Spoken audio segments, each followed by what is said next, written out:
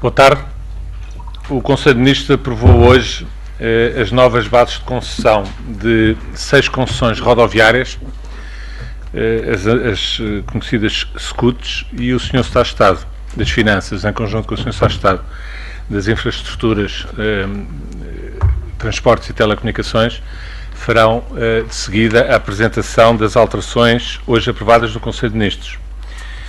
Foi também aprovado hoje pelo Conselho de Ministros a proposta de lei que define os objetivos, prioridades e orientações da política criminal para o biênio 2015-2017, em cumprimento da Lei Quadro da Política Criminal. Basicamente, a proposta que o Governo envia à Assembleia da República consubstancia a definição de 3 grandes áreas de prioridades na política criminal. Por um lado, os crimes ligados ao terrorismo, o combate ao terrorismo e à criminalidade organizada e grupal. Como segundo grande grupo de criminalidade, a criminalidade contra a autodeterminação sexual, violação, violência doméstica, tráfico de pessoas e, como terceiro grande grupo, a chamada criminalidade económica, corrupção, branqueamento de capitais e crimes contra o Estado. Contra o Estado na perspectiva económica, portanto, tanto crimes fiscais como crimes contra o Serviço Nacional de Saúde ou a Segurança Social. Será agora enviado para o Parlamento, de acordo com as regras, conforme já foi ontem anunciado na Conferência de Líderes, e será oportunamente agendado depois na Assembleia da República. Foi também aprovado hoje no Conselho de Ministros a criação dos sistemas multimunicipais de abastecimento de águas e saneamento, e o Sr. Ministro do Ambiente, no Ordenamento do Território e Energia, fará de seguida a apresentação destas decisões hoje tomadas no Conselho de Ministros. Foi também aprovado hoje no Conselho de Ministros uma proposta de lei que altera a lei de antidopagem no desporto, na sequência das alterações do Código Mundial Antidopagem que ocorreram no final de 2014 e que, para Portugal manter a acreditação, nomeadamente referente à realização de provas internacionais no nosso país, temos que adaptar a nossa legislação a estas mais recentes alterações ao Código Mundial Antidopagem. Eu destacaria, as alterações não são de grande monta, mas são condição sine qua non para mantermos a nossa acreditação. Destacaria das alterações, para além de questões de natureza sancionatória, a criação na lei, de acordo com aquilo que também foi criado no Código Mundial, do passaporte biológico. Passaporte que tem que ver, como o próprio nome diz, tem que ver com, fundamentalmente, o registro da história dos atletas em termos de controle e de evolução física, para assim se poder controlar picos anormais de determinado tipo de desempenhos que possam indiciar a adoção, a tomada de substâncias dopantes. Será enviado também agora para a Assembleia da República. Foi também aprovado hoje no Conselho de Ministros uma proposta de lei que cria o Inventário Nacional dos Profissionais de Saúde. Inventário esse que ficará à guarda da Administração Central do Sistema de Saúde, que fica responsável pela sua gestão e permanente atualização. A criação deste inventário tem em vista identificar todos os profissionais das áreas da saúde, bem como as necessidades que existem relativamente a estes profissionais no Sistema Nacional de Saúde, de forma a poder-se planear eficazmente a resposta eficazmente e em tempo útil a resposta para preenchimento das necessidades do sistema. Foi também aprovado hoje no Conselho de Ministros um diploma que procede à fusão por incorporação das Estradas de Portugal com a REFER, Rede Ferroviária Nacional, com a criação de uma nova empresa que chamar-se-á Infraestruturas de Portugal S.A. IP.SA. A fusão destas empresas permite alcançar objetivos estratégicos com uma gestão integrada de redes ferroviária e rodoviária, potenciando a intermodalidade e a complementaridade, bem como o aproveitamento de sinergias, reduzindo encargos de funcionamento ao nível operacional. As ações representativas, o capital inicial desta nova entidade, da Infraestruturas de Portugal, é de 2.555 milhões de euros. Foi também totalmente detido pelo Estado, obviamente, através da Direção-Geral do Tesouro e Finanças. Foi também aprovado hoje no Conselho de Ministros uma proposta de alteração da Lei de Bases de Proteção Civil, na sequência de um trabalho na Comissão Nacional de Proteção Civil, um trabalho participado. Alterações estas que têm que ver fundamentalmente com a atualização da legislação, que já tem alguns anos, sendo identificados e definidos alguns agentes e competências, quer de planeamento, quer na vertente de execução e coordenação operacional. Foi também aprovado hoje no Conselho de Ministros a revisão, da sequência da revisão pela Assembleia da República da Lei dos Compromissos, a regulamentação dessa mesma lei, procurando nomeadamente clarificar o conceito de compromissos plurianuais, bem como a alteração do montante e o prazo para a assunção de encargos relativos a despesas urgentes e inadiáveis. Os montantes passam de 5 para 10 mil euros e o prazo para o registro da assunção desses compromissos passa de 48 horas para 5 dias úteis. Foi também aprovado hoje no Conselho de Ministros um diploma que transpõe uma diretiva da União Europeia relativa à aproximação da legislação dos Estados-membros respeitantes a suplementos alimentares. Trata-se da atualização de anexos de natureza técnica sobre este tipo de suplementos. Foi também aprovado no Conselho de Ministros o novo regime jurídico de colheita, transporte, armazenamento, transformação, importação e exportação de pinhas no território do continente. Uma alteração que vem colmatar a falta de informação sobre a produção e comercialização da pinha de pinheiro manso, essencial ao fomento desta fileira florestal. Por último, referir-vos que o Conselho de Ministros aprovou também o protocolo assinado entre a República Portuguesa e o Conselho de Ministros da República da Albânia relativo à aplicação do Acordo de Readmissão entre a Comunidade Europeia e a República da Albânia. Trata-se de um acordo relativo ao repatriamento de cidadãos de um do Estado albanês ou de um Estado-membro da União Europeia em termos de reciprocidade com a República da Albânia. Eu peço então ao Sr. Ministro do Ambiente para vos fazer a apresentação dos diplomas hoje aprovados no Governo relativos aos sistemas multimunicipais de abastecimento de água e saneamento. Muito obrigado. Conclui-se hoje a reforma do setor das águas, matéria que, como sabem, tem mobilizado o Governo em várias dimensões, isto é, estes diplomas que promovem a agregação de sistemas multimunicipais do interior e do litoral e que permitem passar de 19 empresas para apenas 5 empresas regionais que tratam da captação e transporte de água até à porta dos concelhos, confirma a vontade política do Governo em que se consiga nesta área promover uma ampla reforma que esteja em linha com um diagnóstico que é conhecido há 20 anos. Portugal tem, nesta área da água e do tratamento de águas residuais, um excelente desempenho no que diz respeito ao acesso e à universalidade deste bem. Estamos a falar de 95% da população servida por rede pública, 80% de tratamento de águas residuais, mas por outro lado estamos perante um setor que não é sustentável económica e financeiramente.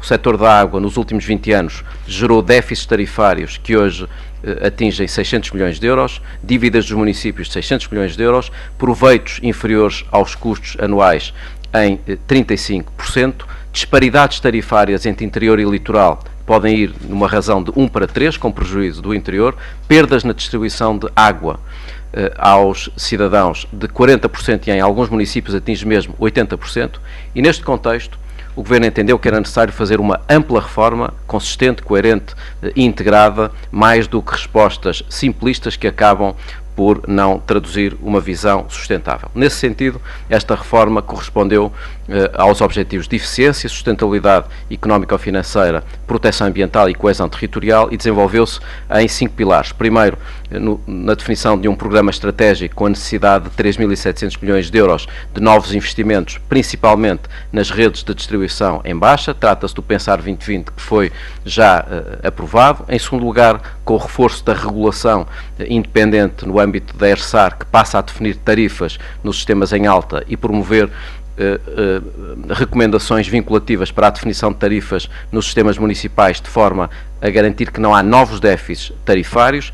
Em terceiro lugar, com o novo programa operacional com os fundos europeus, Programa Operacional de Sustentabilidade e Eficiência no Uso de Recursos, que define as regras para a realização destes investimentos, e finalmente com os dois pilares remanescentes da reforma, um relacionado com a reorganização corporativa do Grupo Águas de Portugal, que dará origem a um fortíssimo emagrecimento da empresa e que está em curso, de acordo com as orientações que foram definidas pelo Governo e que estão a ser concretizadas e que se traduzem na redução em 2/3 dos órgãos sociais. Passaremos de mais de 70 administradores para 20 administradores. Por outro lado, a redução em 50% do número de diretores e de responsáveis de coordenação no Grupo Águas de Portugal, passando de 3 centenas para 1,5 com uma fortíssima redução de custos operacionais e de consumos intermédios. Essa é a matéria que está neste momento em curso no âmbito da definição de serviços de suporte e, portanto, há uma definição de áreas comuns nas várias empresas do Grupo Águas de Portugal que desenvolverão estas atividades de uma forma mais articulada no âmbito destes serviços de suporte. E, finalmente, os diplomas que hoje aprovamos e que promovem a agregação dos 19 sistemas multimunicipais em 5 empresas regionais. Neste âmbito está, portanto, assegurada a harmonização tarifária entre interior e litoral, no que diz respeito aos sistemas de águas e tratamento de águas residuais na vertente em alta, portanto a parte de captação e de tratamento. Por outro lado, foi eliminada uma norma que vigorava há 20 anos e que era causadora de grande desconforto dos municípios pela injustiça e inequidade que gerava, que eram os caudais mínimos, a definição de caudais mínimos que obrigavam os municípios a contratualizar um consumo de água que não necessitavam só para justificar infraestruturas megalómanas que foram promovidas, é eliminada e, portanto, deixa de haver a lógica dos consumos mínimos. E, finalmente, há uma articulação entre saneamento e água, uma vez que estas empresas passam a tratar em simultâneo da vertente de água e de tratamento de águas residuais e não de uma forma desarticulada. Esta reforma permite baixar as tarifas médias em 10% em relação àquilo que estava previsto e, portanto, este período de concessão de 30 anos, que agora está definido nestes sistemas, promove uma redução em 10% das tarifas de água em relação ao que estava previsto nos EVEFs, portanto, nos estudos de viabilidade económica ou financeira que estão em aplicação atualmente. No que diz respeito ao saneamento, uma redução em 16%, e ainda assim haverá novos investimentos. Porquê? Porque a redução de custos, a promoção de ganhos de escala, a boa gestão operacional vai promover estas economias que permitem uma redução das tarifas em relação àquilo que estava previsto, mesmo com novos investimentos que serão realizados. Do ponto de vista da harmonização tarifária e desta redução de custos, estamos a falar no total, até ao final do período de concessão, de reduções das tarifas aos municípios de 4 mil milhões de euros em relação aos EVEFs, portanto aos estudos de viabilidade económica ou financeira que neste momento estão em curso nestas empresas. Por outro lado, estamos a falar de uma redução de custos operacionais de 2.700 milhões de euros até ao final do prazo de concessão destas empresas. Portanto, esta reforma corresponde a objetivos de coesão territorial, harmonizando tarifas entre interior e litoral, objetivos de sustentabilidade económica ou financeira, objetivos de eficiência e objetivos de proteção ambiental. Eu peço agora ao Sr. Secretário de Estado das Finanças e ao Sr. Secretário de Estado das Infraestruturas para sucessivamente apresentarem os diplomas hoje aprovados no Conselho de Ministros relativos às novas bases de concessão das concessões rodoviárias. Muito obrigado, Sr. Ministro.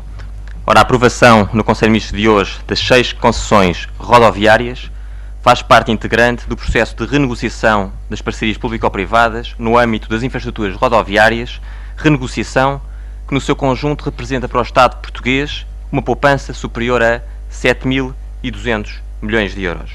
Tratou-se de um processo de enorme complexidade, envolvendo numerosas entidades nacionais e internacionais de grande relevância no ajustamento das contas públicas e no controle da dívida, aliviando muito significativamente os contribuintes portugueses de encargos futuros.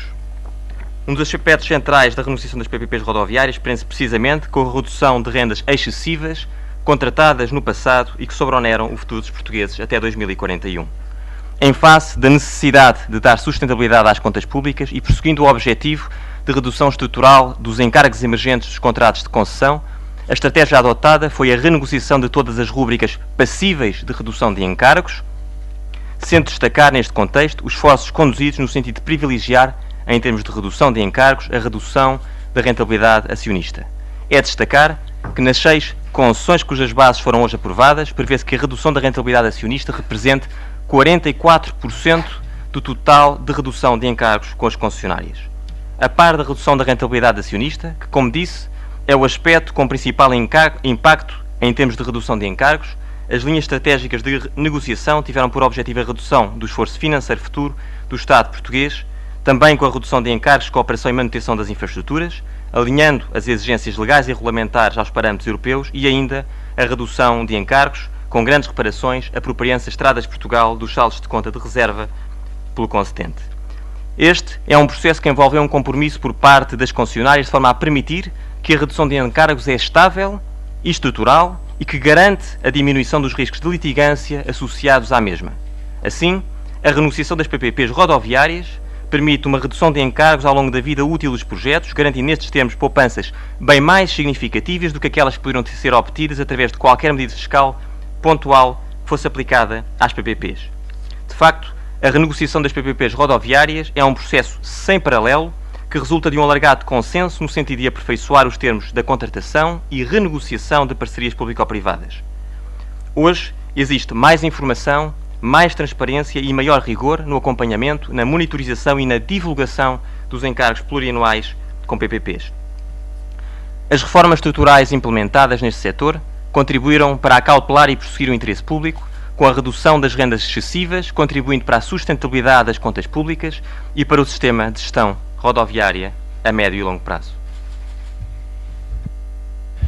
Bom dia a todos. Eu, em complemento ao que disse o Sr. Secretário de Estado das Finanças, queria sublinhar alguns aspectos particulares da negociação. Em primeiro lugar, dizer que este é um processo único a nível europeu. Vários países inspiraram-se no modelo português e tentaram implementar processos similares de revisão de contratos.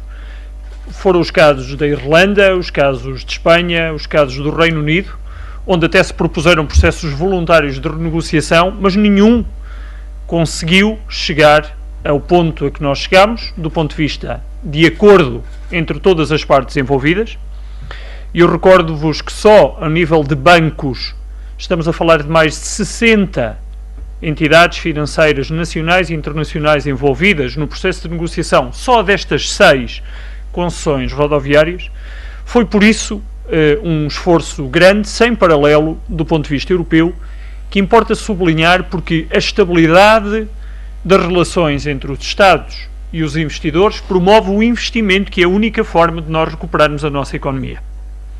Por mais populista que fosse qualquer medida unilateral, ela teria, como temos visto recentemente com alguns casos a nível europeu, consequências dramáticas para a promoção e captação de investimento para o nosso país.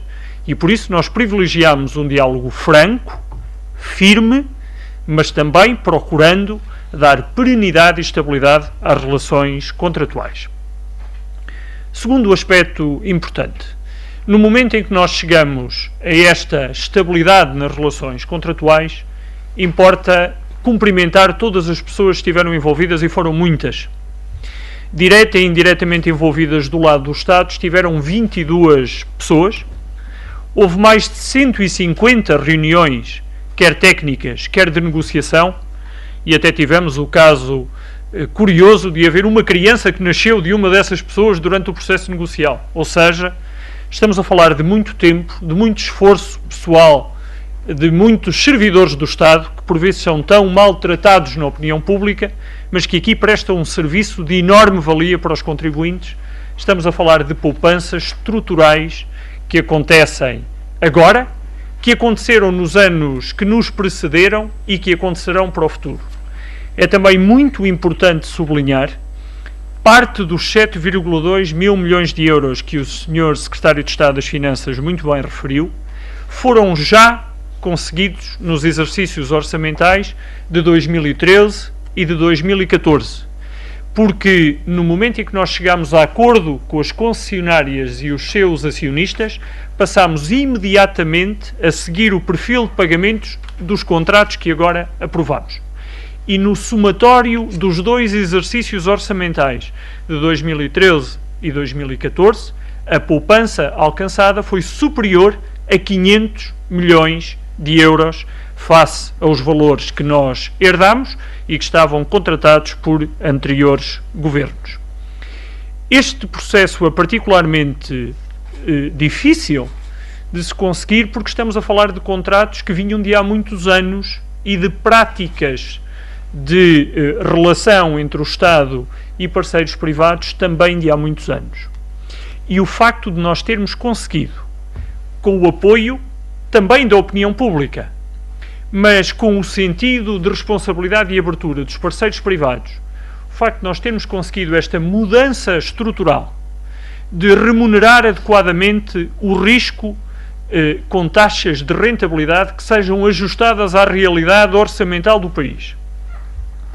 E tendo em conta que nós não estamos a degradar o nível de serviço das nossas estradas, estamos sim a adequar o nível de serviço aos parâmetros europeus mais avançados, com benefício para o Estado, estamos a dar um contributo para que os contribuintes sejam, no presente e no futuro, poupados a sacrifícios maiores do que aqueles que, infelizmente, por ação de outros governos, já tiveram de enfrentar.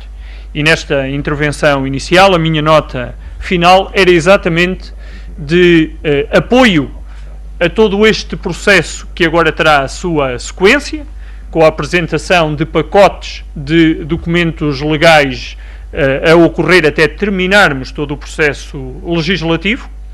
Este conjunto de contratos será remetido ao Tribunal de Contas para fiscalização, dando assim cumprimento a uma das medidas mais importantes que os partidos que suportam este governo apresentaram aos eleitores em 2011. É um marco muito importante da reforma do Estado, que, complementado com a aprovação que aqui fazemos da fusão da REFER com as estradas de Portugal, criando a Infraestruturas de Portugal, poupando nos gastos com a administração e direção intermédia, poupando nos custos de operação e manutenção futuro, representam verdadeiramente a imagem e a veia reformista que o Governo pretende levar até ao último dia do seu mandato. Muito obrigado. Ficamos à vossa disposição.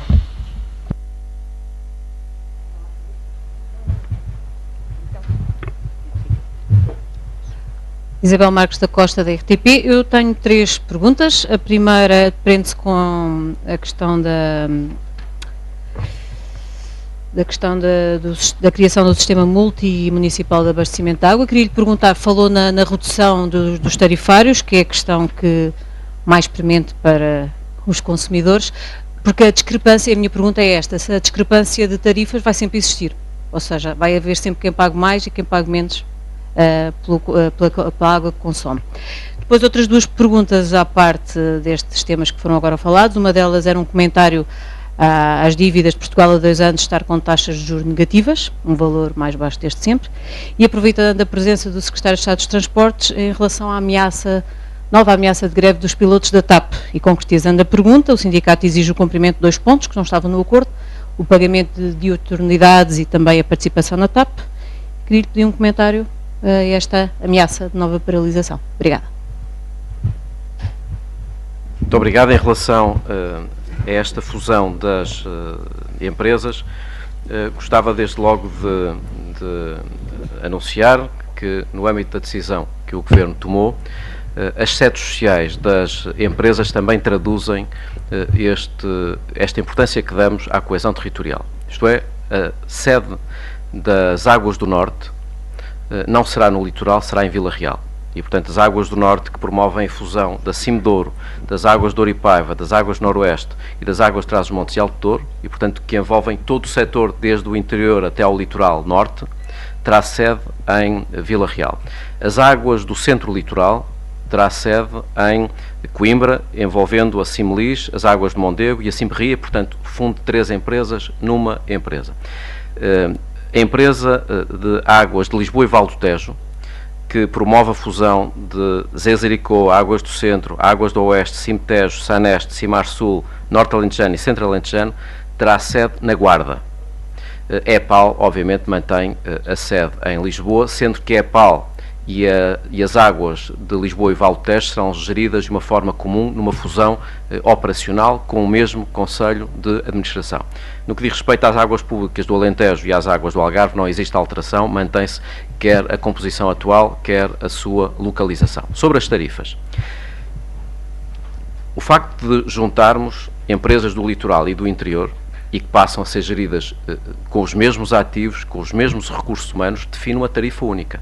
Portanto, passa a haver uma tarifa única entre interior e litoral, que não corresponde, obviamente, à totalidade da tarifa. Para explicar a quem está em casa, aos presentes e a quem está em casa. Nós pagamos, à saída da torneira, metade do custo da água está relacionado com a água em alta, isto é, a água que é tratada nestes sistemas, desde a captação até o transporte à porta do Conselho, e é sobre isso que nós tratamos, e esse custo será harmonizado entre interior e litoral. E depois há uma outra vertente que tem um peso de 50%, que é do município.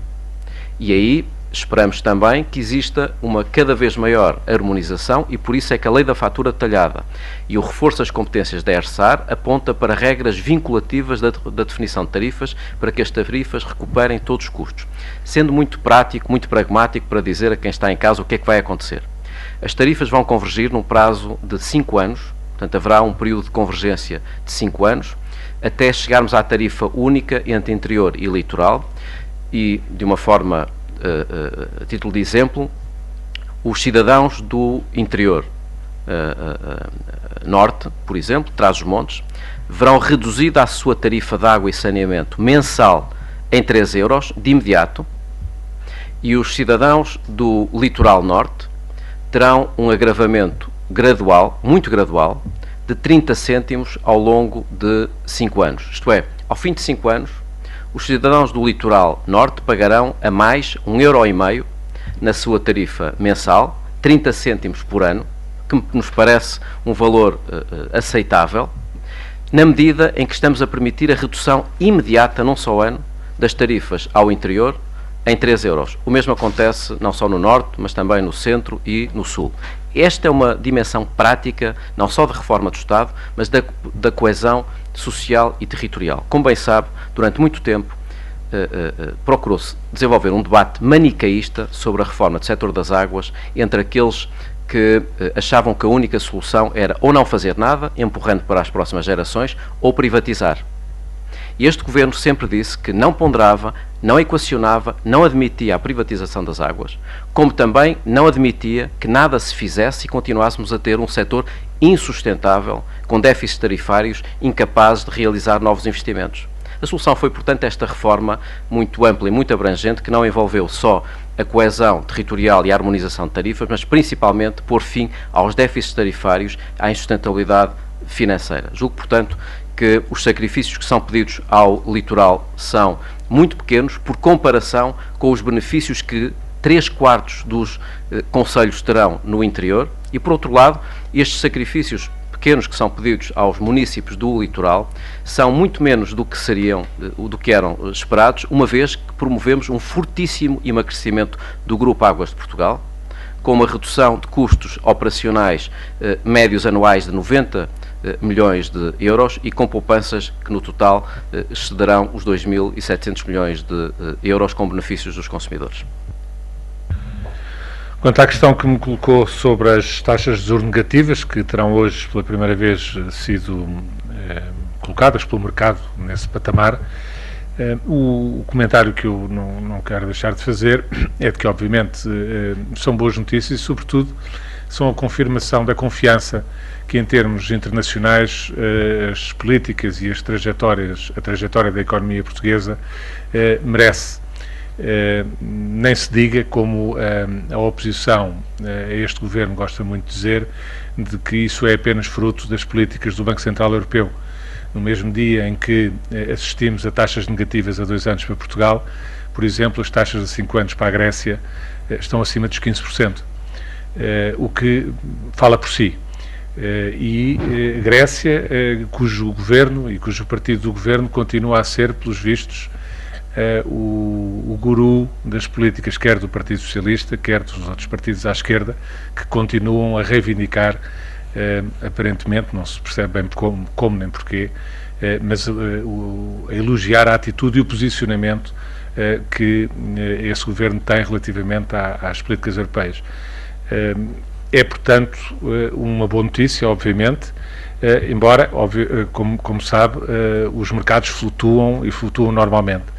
A única coisa que ressalta daqui, de facto, é a confiança que existe relativamente à trajetória da economia portuguesa e relativamente à estabilidade que o país pôde alcançar e a credibilidade que pôde alcançar com as políticas que têm vindo a ser seguidas nos últimos anos.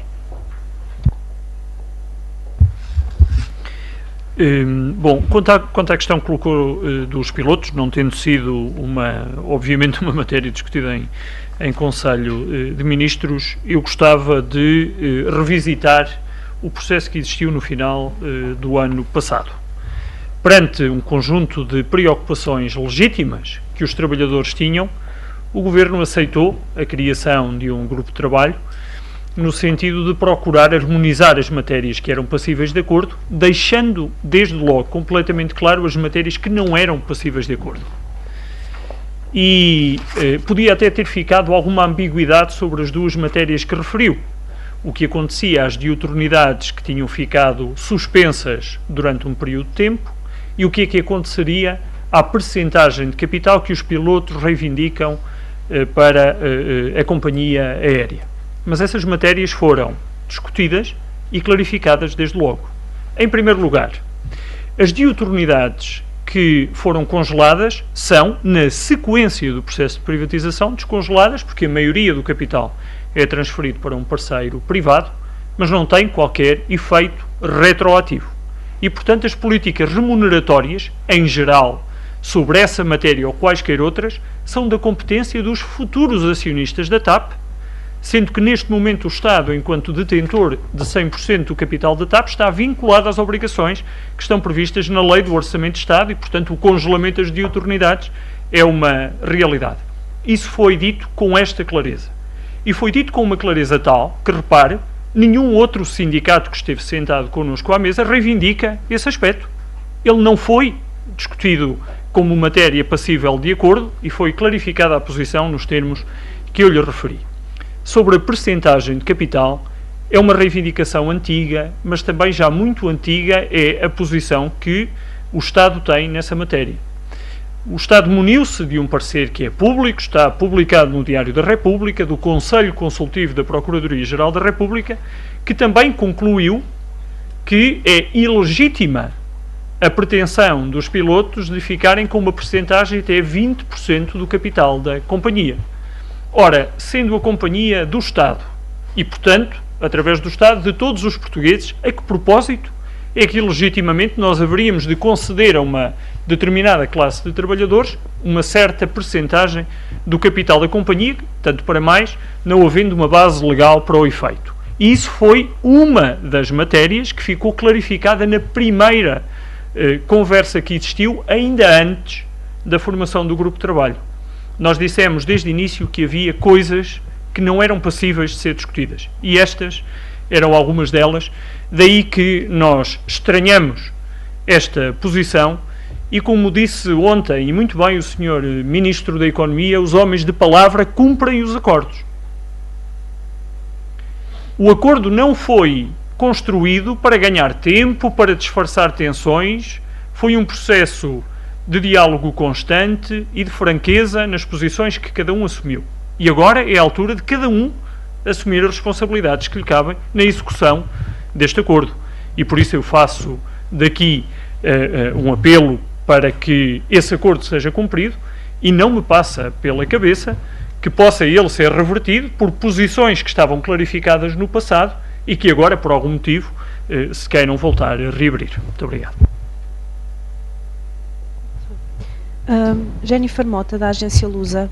Eu queria perceber estes seis contratos que foram agora fechados, qual a poupança relativa apenas a estes 6?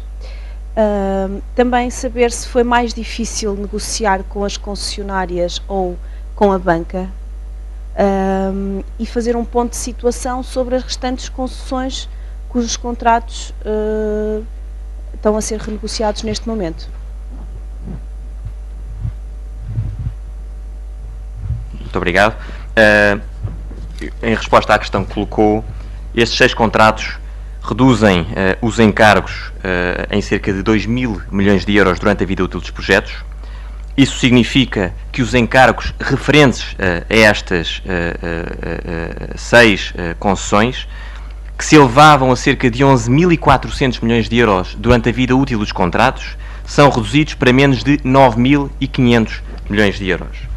Ora, isso significa que o que estamos a falar é de uma redução de rendas excessivas da economia nacional sem precedentes na nossa história. Eu aproveitava para referir que com estas renegociações a rentabilidade acionista, que chegava, em alguns casos, praticamente a 13%, foi reduzida para um nível de rentabilidade médio em torno dos 8%.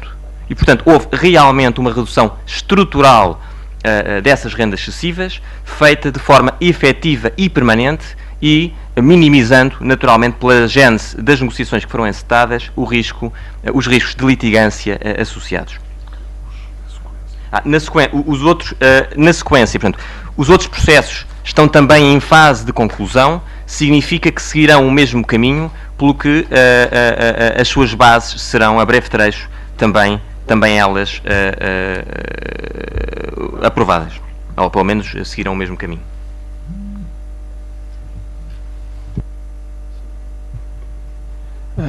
Sr. Secretário de Estado dos Transportes, tinha uma pergunta sobre a TAP. Não sei se pode fazer um ponto de situação sobre o processo de venda da TAP, se continua a correr bem, como o Governo tem dito, e eventualmente nos pode dar algum detalhe sobre os interessados.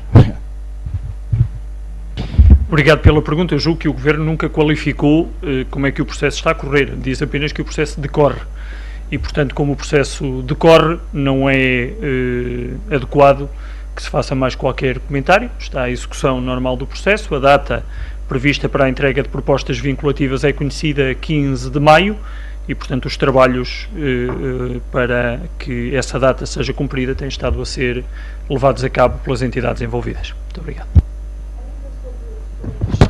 Dos pilotos, o Governo, isto é, o SPAC levantou junto de vocês novamente estes 2 tópicos ou foram surpreendidos pelo comunicado através da imprensa? Eu não queria estar a discutir, não julgo que seja útil nós discutirmos publicamente processo. Quem é que telefonou a quem é que escreveu a quem, isso é irrelevante para as pessoas, é irrelevante para aquilo que nós queremos do futuro da companhia. São tentativas, são expedientes administrativos para justificar uma posição que, do nosso ponto de vista, é inaceitável. O que está acordado é para cumprir. E é isso que nós esperamos de pessoas de bem que se sentaram à mesa negocial. A parte administrativa ou de expediente, se me permite, eu não comento, porque não acho digna sequer de ser discutida publicamente. Se não há mais questões... Desculpem. Se foram apanhados de surpresa, eu percebo que não queira falar sobre o processo em si, mas se isto vos surpreende, nós recebemos agora outro comunicado dos pilotos a justificar a posição. E eles dizem que algo ficou prometido, e era só isto que nós gostávamos de perceber, no fundo, em que é que eles se baseiam. Obrigado. Eu não conheço o comunicado e, portanto, não farei sobre ele nenhum comentário, não tenho como o fazer. Reitero tudo aquilo que disse sobre as matérias que foram acordadas e que estão escritas e as matérias que não foram acordadas e, por isso, não estão escritas. Muito obrigado. Desculpe. É perante então as suas palavras que se pode concluir é ou os pilotos se retratam e voltam atrás ou então vai mesmo haver greve. Não é só há estas 2 possibilidades, não é? Nós não julgamos ser a entidade competente para decidir o que é que os sindicatos entendem ou não dever fazer. O que recordamos é, uma vez mais, procurando centrar a discussão, voltar a recordar o que é que está em causa. está em causa o crescimento da nossa companhia aérea, que é conseguido através do somatório de paz social e competitividade com mais investimento por parte da TAP, ou está em causa o definhamento e a dificuldade, nomeadamente de tesouraria da TAP, com ações como aquelas que porventura venham a ocorrer no futuro.